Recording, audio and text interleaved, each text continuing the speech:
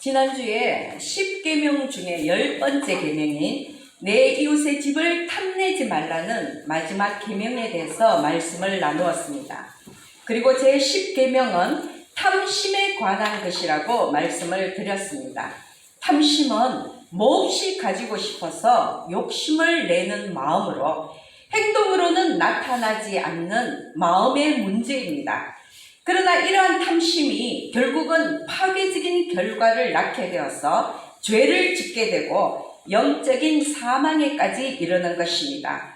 마음속에서 저절로 일어나는 욕망이지만 눈으로는 보이지 않는 것이지만 절제하지 못한다면 자신은 물론 이웃까지도 해치게 되는 것이 탐심인 것입니다.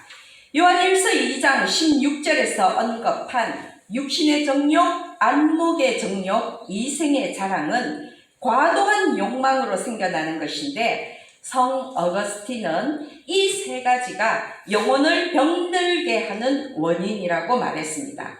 마음에서 생겨나는 탐욕은 사람의 눈으로는 확인할 수 없지만 사람의 중심을 살피시는 하나님의 그 세심한 눈길을 피할 수는 없는 것입니다. 그래서 분명히 말씀을 드리지만 과도한 욕망, 즉 탐심은 죄입니다. 그리고 내 이웃의 집을 탐내지 말라는 이 계명은 단순히 물질적인 소유욕만을 대상으로 하는 것이 아닙니다. 인간의 오감은 물론이고 마음으로 탐하는 모든 것을 말합니다. 그러므로 하나님은 인간 사회의 모든 악행의 원인이 되는 그 내면의 탐심까지도 법으로 10계명으로 규제하셔서 공동체의 질서를 바로 세우고자 하신 것입니다. 그러므로 우리는 과도한 욕망, 삐뚤어진 욕망 또는 세상이 요구하는 욕망의 노예가 되지 않기 위해서 우리 안에 악한 생각과 날마다 싸워서 이겨야 하는 것입니다. 그래서 내 삶의 모든 것이 하나님의 은혜임을 고백하시고 진정한 마음의 평화를 누리시기를 예수님의 이름으로 축복합니다. 아멘. 오늘은 말씀의 본문도 제목도 동일합니다. 도둑질하지 말라. 한 문장이지만 매우 강력한 말씀입니다. 여러분, 도둑질이 단순히 남의 물건을 훔치거나 빼앗는 것만이 아니라는 것을 고려한다면 어쩌면 우리는 도둑질이 일상화된 삶을 살고 있는 것일지도 모른다는 것입니다. 자신의 필요나 욕망을 채우기 위해서 거짓으로 남의 마음을 빼앗는 것 또는 약속된 시간에 30분 늦어서 남의 소중한 시간을 무의미하게 보내게 하는 것, 아르바이트생의 식업을 깎는다든지 한동안 우리 사회에서 문제가 되었던 열정페이나 수당 없는 초과 근무 등등 사회의 통념으로 여겨지는 그 모든 것들이 사실은 누군가의 마음이나 시간이나 노동력뿐만이 아니라 그들의 꿈꾸는 미래까지 빼앗는 도둑질이라는 것을 생각한다면 우리들 스스로도 아마 이 도둑질에서는 자유로울 수 없을 것입니다. 즉 남의 재산을 훔치거나 빼앗는 것뿐만이 아니라 부당한 방법으로 남의 권리를 박탈하는 것, 남의 인격을 침해하는 것까지도 도둑질이기에 우리는 날마다 도둑질하면서 살고 있는지도 모른다는 말씀입니다. 그런데 성경에는 참 많은 도둑들의 이야기가 있습니다. 여호수아 7장에 보면 이스라엘은 가나안 그 아이성 전투에서 패배하게 됩니다. 하나님은 분명히 아이성 전투의 승리를 약속하셨음에도 불구하고 이스라엘은 이 전투에서 패배하게 되는데 그 이유가 아간의 범죄 때문이었습니다. 이스라엘 백성들이 여리고성을 점령한 뒤에 성 안에 있는 모든 것을 불사르고 은금과 동철 기구는 여호와의 집 곳간에 두었습니다. 즉 가나안 정복 동시에 모든 물건, 즉 전리품은 하나님께 바치고 개인적으로는 소유하지 못하게끔 하나님께서 명령하셨기 때문입니다. 그런데 이 아간은 시날산의 아름다운 외투, 즉 왕족과 귀족들이 주로 입고 다니는 값비싼 바벨론산 외투, 지금으로 이야기하면 명품과 같은 것입니다.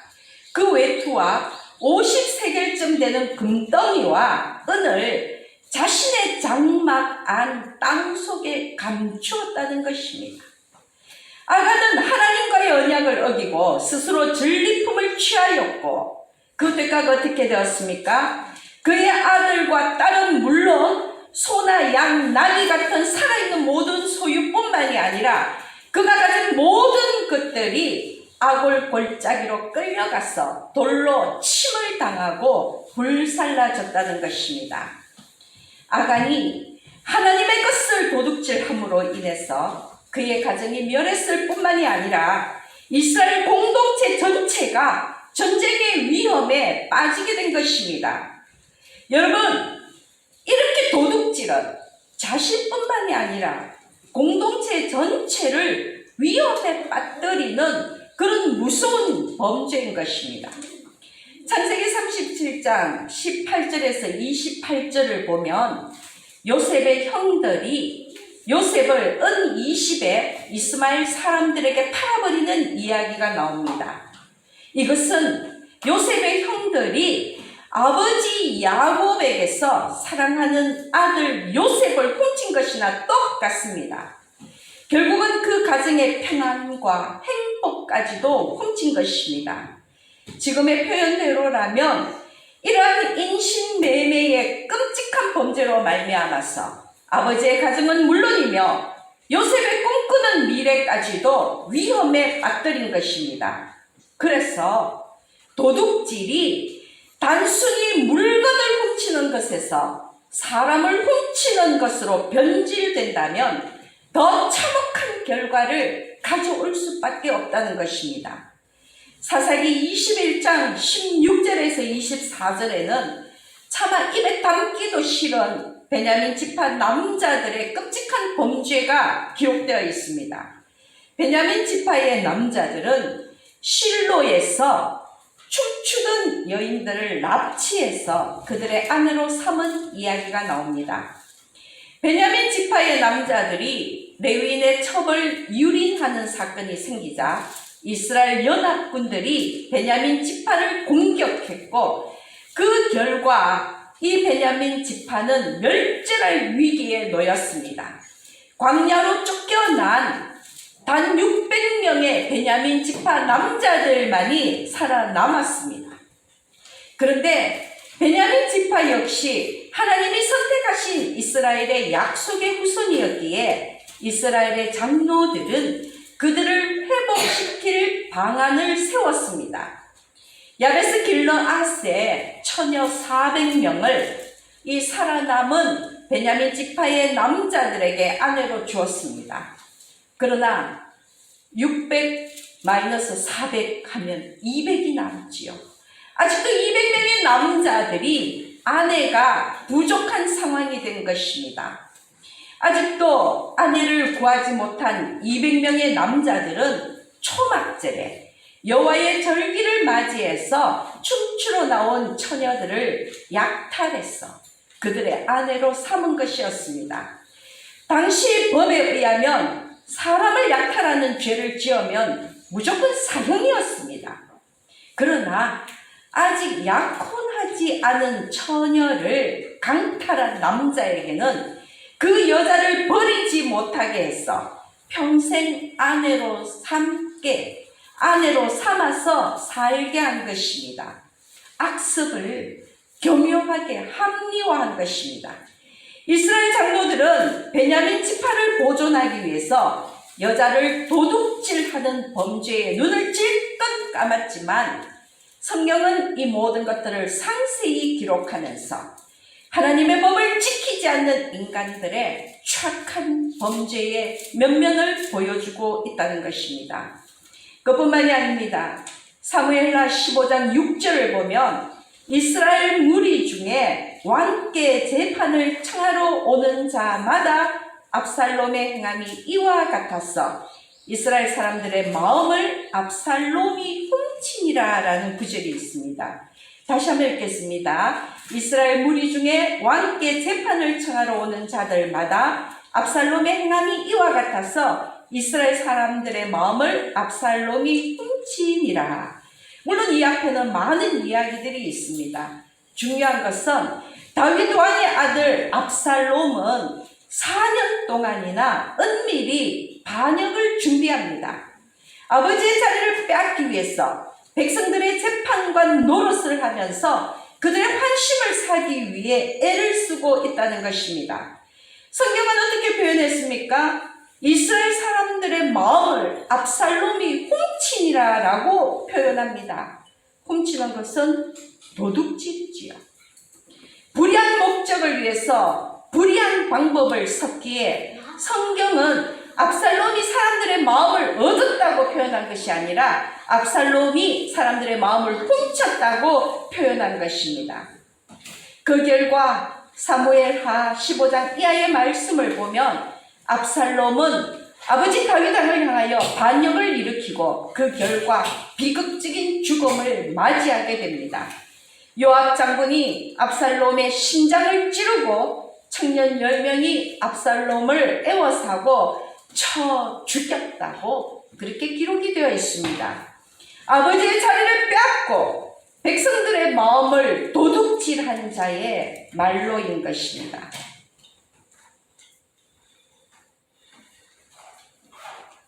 열왕기하 5장에는 아람 왕의 군대 장관 나아만과 엘리사에 대한 이야기가 나옵니다. 엘리사가 나아만 장군의 나병을 고쳐주자 은 10달란트, 금 6,000개, 의복 10벌 등을 준비해온 이 예물을 나아만은 엘리사에게 주고자 하였으나 엘리사는 나아만의 예물을 거절합니다. 나병을 고쳐준 대가로 예물을 받지 않겠노라고 하나님 앞에서 맹세했기 때문입니다. 그러나 엘리사의 사환 게하시는 오히려 하나님의 이름을 덜먹이며 나만의 수레를 뒤쫓아가서 은 2달란트와 옷 2벌을 받아와서 자기 집에 숨겨둡니다. 그리고 엘리사의 추궁에도 불구하고 자기는 아무 대독하지 않았다고 거짓말하다가 결국은 엘리사의 저주를 받게 됩니다. 열왕기하 5장 27절 말씀입니다. 그러므로 나아만의 나병이 내게 들어 내 자손에게 미쳐 영원토록 이르리라 하니 게하시가 그 앞에서 물러나오매 나병이 발하여 눈같이 되었더라. 여러분 참으로 끔찍한 형벌입니다. 게하시가 받은 옷 2벌, 은 2달란트는 자기의 몫이 아님에도 거짓말하여 가져왔기에 그것은 명백한 도둑질인 것입니다. 그렇다면 이 게하시는 과연 누구의 것을 도둑질한 것일까요? 은 2달란트 옷 2벌은 나아만 장군의 것일까요? 엘리사의 것일까요? 제 생각에는 나아만 장군이 예물로 가져온 것을 엘리사가 돌려보냈으니 나아만 장군의 것도 엘리사의 것도 아니라는 생각입니다. 나아만 장군의 나병은 하나님의 능력으로 나은 것이니 이 예물의 소유를 따진다면 마땅히 하나님의 것이 아니겠습니까? 그래서 엘리사도 그 예물을 받지 않았던 것이지요. 하나님의 것이라 생각했기에 엘리사는 사사로이 그 예물을 취할 수가 없었던 것입니다. 그렇다면 게하시는 명백히 하나님의 것을 도둑질한 것입니다. 그리고 자신의 이익을 위해서 하나님의 이름을 모독하고 하나님의 것을 도둑질한 그 대가가 무엇입니까? 그와 그의 후손이 영원토록 나병에서 벗어나지 못하는 벌을 받게 된 것입니다.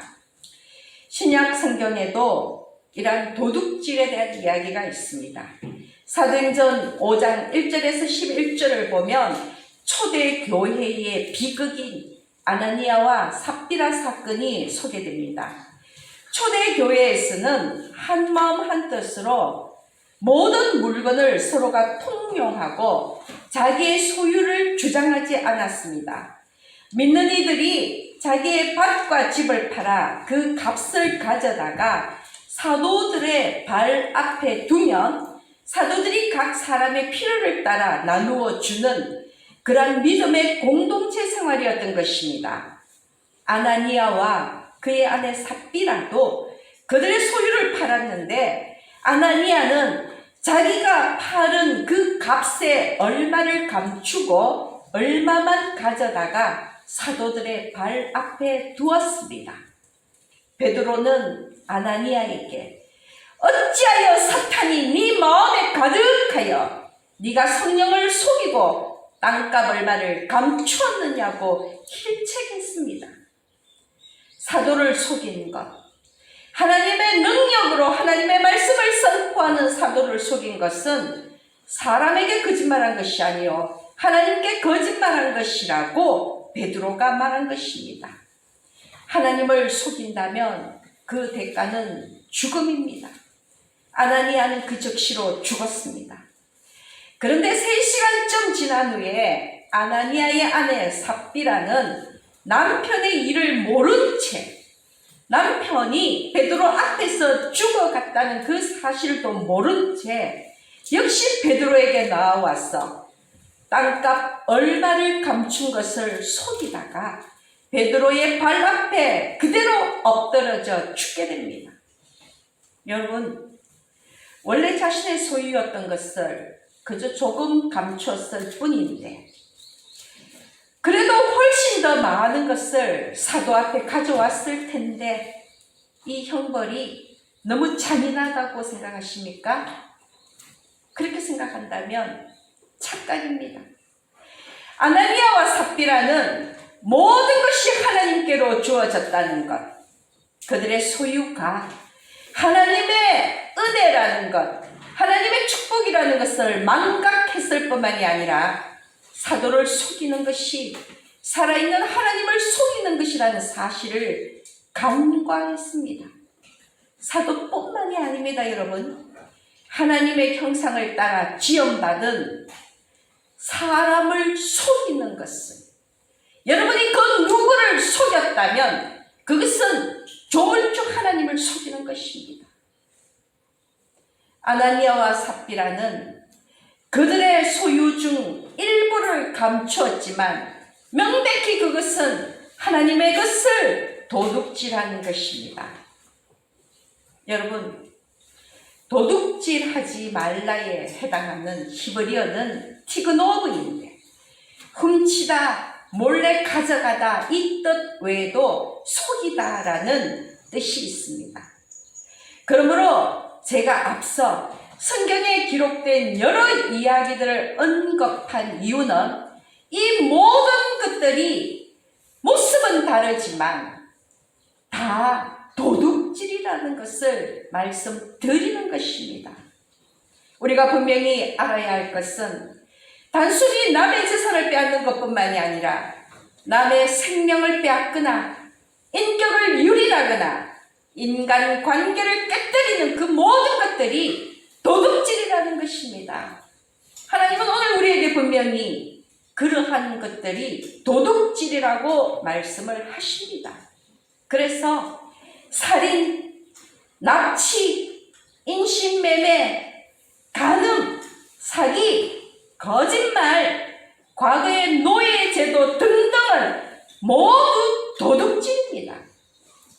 또 그것뿐만이 아닙니다. 수고의 노력 없이 부당한 방법으로 불이한 부를 축적하는 것, 나의 부주의나 태만으로 인해서 남의 재산에 손해를 입히는 것, 요즘에는 기술이나 정보 등 지적 재산을 탈취하거나 오용하는 것 전부가 도둑질인 것입니다. 분명히 기억하시기 바랍니다. 소위 끝없는 탐심과 소유욕의 결과로 빚어지는 것이 도둑질이며 성서 시대에는 도둑질하지 말라는 계명을 어긴다면 여호와의 면전에서 추방되는 그런 비참한 상황을 맞이했습니다. 여호와의 면전에서 추방된다는 것이 무슨 의미입니까? 구원을 빼앗긴다는 것입니다. 구원을 상실한다는 것입니다. 다시 한번 말씀을 드리지만 이러한 도둑질의 광범위한 해석을 두고 본다면 여러분, 우리 모두는 도둑이라고 고백할 수밖에 없을 것입니다.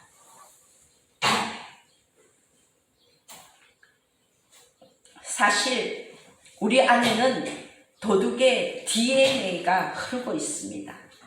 왜냐하면 첫인간 아담이 도둑이었기 때문입니다. 아담과 하와가 선악과를 먹은 사건은 다르게 표현한다면 하나님의 것을 도둑질한 사건입니다. 하나님께서 동산 가운데에 생명나무와 선악과를 두시고 생명나무는 먹게 하셨으나 선악과는 금지하셨습니다. 그런데 하나님이 금지하신 선악과를 하나님의 허락 없이 먹은 것은 분명 도둑질입니다. 먹음직도 하고 보암직도 하고 탐스러운 선악과를 보고 그 마음의 탐심을 이기지 못하고 하나님의 것을 훔친 것입니다.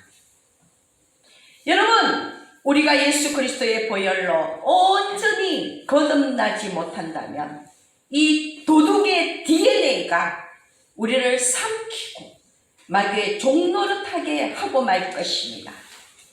마귀는 하나님의 자리를 탐하고 하나님의 창조 세상을 뺏기 위해 혈안이 되어 있는 도둑의 괴수이자 도둑의 원조입니다. 그 마귀가 우리의 눈을 가리고 세상 속에 온갖 변형된 도둑질을 만들어내고 있는 것입니다. 제가 여러분한테 말씀을 드린 이 창세기부터 이어져 내려온 이 신약시대까지 이어져 내려온 이 갖가지 도둑질의 유형들을 한번 생각해 보시기 바랍니다. 그 시대에 맞게끔 참으로 마귀는 교묘하게도 도둑질을 만들어내고 있다는 것입니다.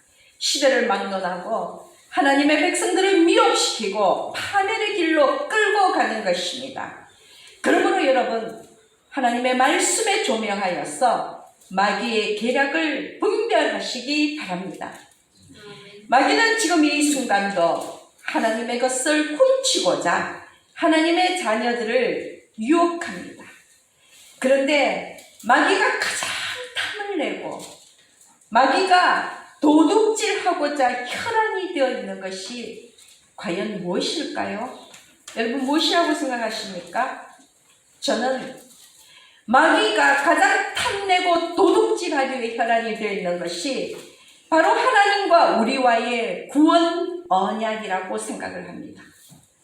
하나님이 도둑질하지 말라는 계명을 주셨을 그 당시의 광야 시대는 오직 일용할 양식으로만 살아야 했던 시대였고, 그 이후에 이스라엘 백성들이 가나안으로 들어갔을 때에도 역시 그곳에서의 삶은 적은 재산으로 생명을 영위해야 했던 시대였습니다. 그래서 만약 그 당시에 남의 재산을 탈취하게 된다면, 특히나 그 대상이, 그 약탈의 대상이 고아나 과부와 같은 약자들이었다면 그들의 생명을 빼앗는 것과 다를 바 없었기에 도둑질하지 말라는 이 하나님의 계명은 단순히 남의 물리적인 재산을 약탈하지 말라는 그 의미 이상의 계명이었다는 것입니다. 한마디로 도둑질하지 말라는, 살인하지 말라는 이 계명과 더불어서 생존 명령이었던 것입니다. 어찌 보면 공동체 안에 각 지체들의 그 육신의 생명을 유지하기 위한 계명이 살인하지 말라, 또 도둑질하지 말라는 계명이라는 것입니다. 특히나 그 시대는 그러했습니다. 그런데 여러분, 살인하지 말라, 도둑질하지 말라는 이 계명으로 우리의 육신의 생명이 보존된다면 우리의 영적인 생명은 어떻게 보장받습니까? 우리의 영적인 생명은 어떻게 지켜낼 수가 있습니까? 하나님께서 주신 계명을, 이 십계명과 같은 하나님의 법도와 율례를 지킴으로 인해서, 즉 하나님과 우리 사이의 언약을 지킴으로 인해서 우리의 영적인 생명이 보장된다는 것입니다. 그것이 바로 구원 언약입니다. 출애굽기 19장 5절에서 6절 말씀을 보면 너희가 내 말을 잘 듣고 내 언약을 지키면 너희는 모든 민족 중에서 내 소유가 되겠고 너희가 내게 대하여 제사장 나라가 되며 거룩한 백성이 되리라. 분명한 하나님의 언약입니다. 출애굽기 20장 5절 말씀입니다. 나를 사랑하고 내 계명을 지키는 자에게는 천대까지 은혜를 베푸느니라. 요한복음 14장 5절 말씀입니다. 내가 곧 길이요 진리요 생명이니 나로 말미암지 않고는 아버지께로 올 자가 없느니라. 사도행전 16장 31절 말씀입니다. 주 예수를 믿으라. 그리하면 너와 네 집이 구원을 얻으리라. 여러분, 방금 제가 읽은 이 성경의 말씀들이 바로 하나님과 우리와의 언약인 것입니다. 너희들이 이 언약을 지킬 때에 내가 너희를 구원하겠다라는 것이 바로 하나님의 구원 언약인 것입니다.